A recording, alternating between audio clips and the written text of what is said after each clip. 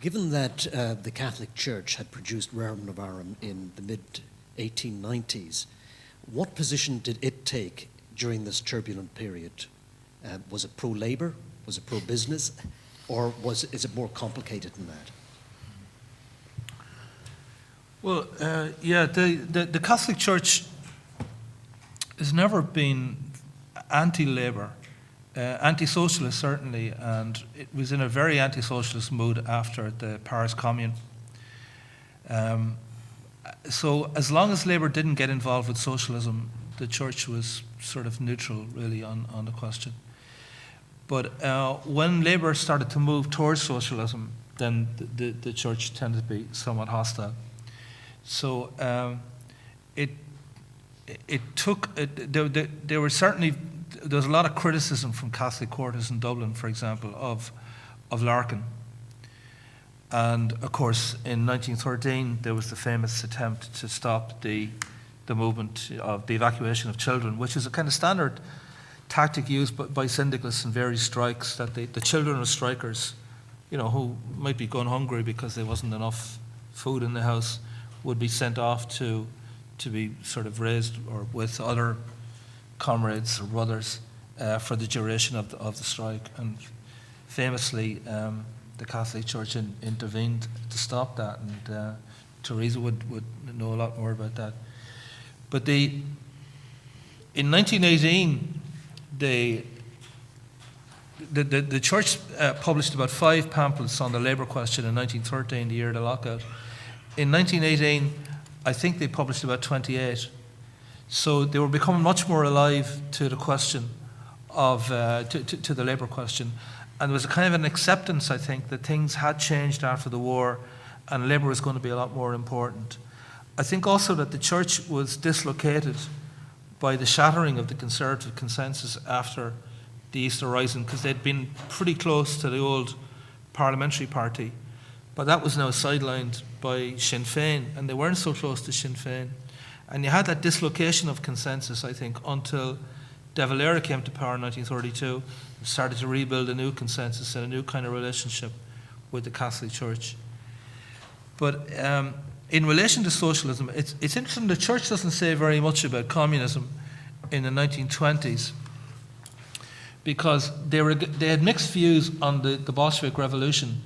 On one hand, they didn't like it because it was socialism.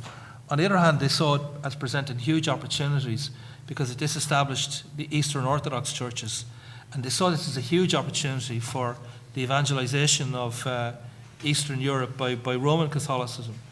So they were hoping to do a deal, a concordat, with the Bolshevik government for much of the 1920s, and they didn't actually come out formally against communism until 1930, and that was after Stalin, as part of his 5-year plan, he denounced religion as petty bourgeois deviationism.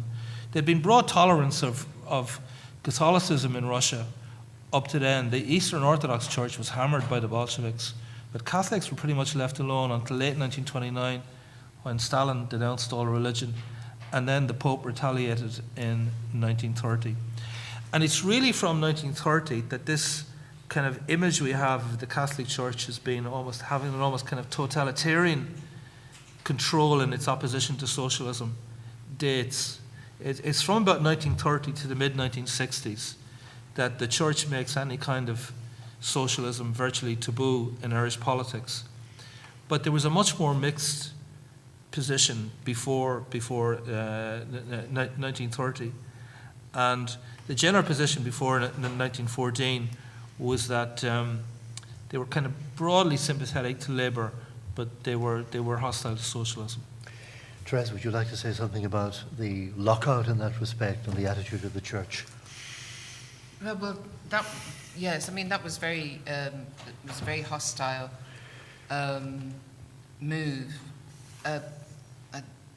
There were kind of a whole week of incidences. Children were meant to be moved out of Dublin, so they were stopped famously from at Dunleary, at the train to Dunleary, is in the Strumpet City incident in the book Strumpet City. They were stopped at Amiens Street Station, Connolly Station, where children were going to be moved up to Belfast, and there was also down at the North Wall docks, and certainly part of the mobilisation, both as it's dramatised in Strumpet City and also through the daily newspapers, the clergy have a prominent role in it. But I think also the mobilisation was very much through the ancient order of Hibernians. Although the church seems to sort of carry the brunt of most people's perception of it, the street sort of mobilisation about the children was definitely done through the AOH, and it was I suppose it was the Archbishop's intervention, and there's a very kind of long correspondence in the Archbishop records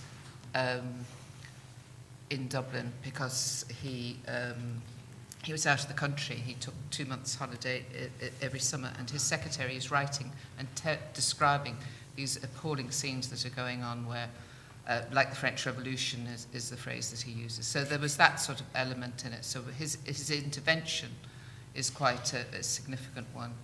But I mean, clergy would regularly be employed, not employed, but kind of people would appeal to them in industrial disputes quite often, and they had quite a prominent role in industrial disputes through the sort of late 19th century and into the early 20th, and that kind of carried on quite often, until relatively recent times.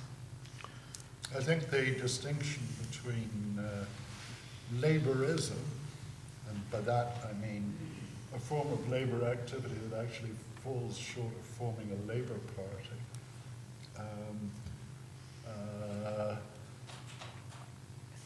The Catholic Church was reasonably at ease with that.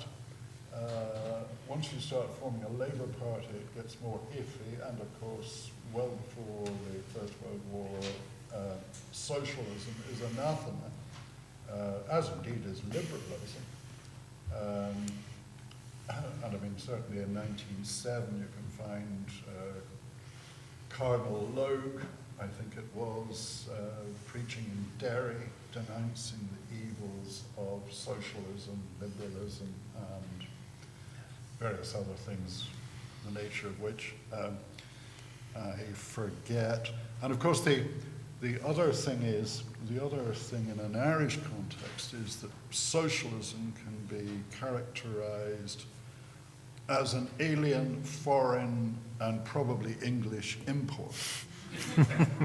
And of course, here, the Church and Sinn Féin were in full agreement that Larkin was an alien, socialist, and English import, and, from the point of view of nationalist Ireland, he was probably an English agent sent to destroy Irish industry.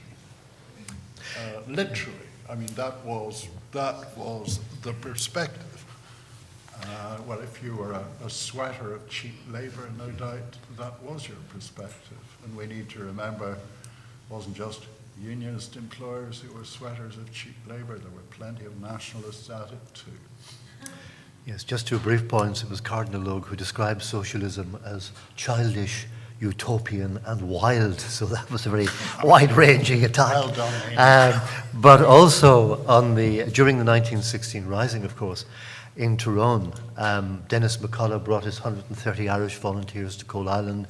They linked up with Pat McCartan and the Irish volunteers in Tyrone. But it was actually on the advice of 2 IRB priests, Father Coyle and Father O'Daly, meeting with McCullough and McCartan in Tyrone, these 2 leading IRB figures.